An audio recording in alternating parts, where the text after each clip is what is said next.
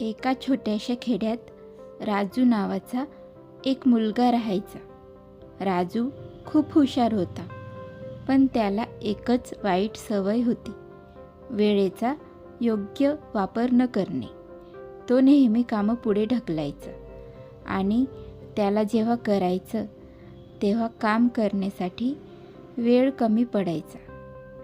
एके दिवशी शाळेत शिक्षकांनी एक निबंध लिहायला सांगितला, वेळेचा सदुपयोग या विषयावर. राजूने नेहमीप्रमाणे निबंध लेखन पुढे ढकललं. दिवस निघून जात होते, पण राजूने अजून निबंध लिहिला नव्हता.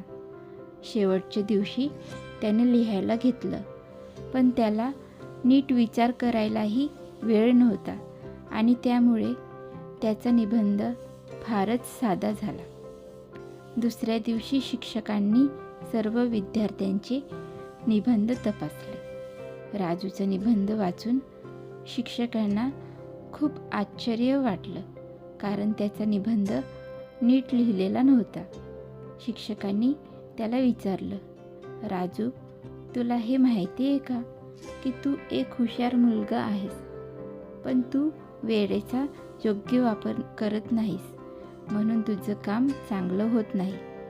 राजूला शिक्षकांच्या शब्दांनी खूप वाईट वाटलं. त्याने ठरवलं की आता तो पुढच्या वेळेचा सदुपयोग करेल आणि प्रत्येक काम वेळेवर पूर्ण करेल. त्या दिवसापासून राजूने वेळेचे महत्त्व ओळखले. त्याने आपली वेळ नीट व्यवस्थापित करण्यास सुरुवात केली.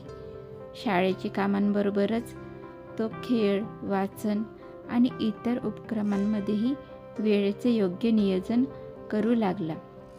आता त्याला प्रत्येक कामासाठी भरपूर वेळ मिळू लागला आणि तो प्रत्येक गोष्ट उत्तम प्रकारे करत होता. शेवटी राजूने शिकलं की वेळ खूप मौल्यवान असतो आणि त्याचा योग्य उपयोग केल्यास आपल्याला यश नक्कीच मिळतं. शिकवण: वेळेचा सदुपयोग केल्यास आयुष्यात यशस्वी होता येतं.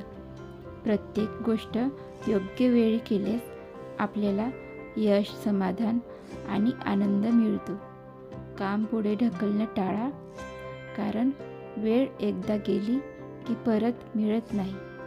तुम्हाला ही गोष्ट आवडली असेल तर चॅनलला लाईक करा आणि अशीच नवीन नवीन गोष्टी ऐकण्यासाठी चॅनलला सबस्क्राईब करा. धन्यवाद.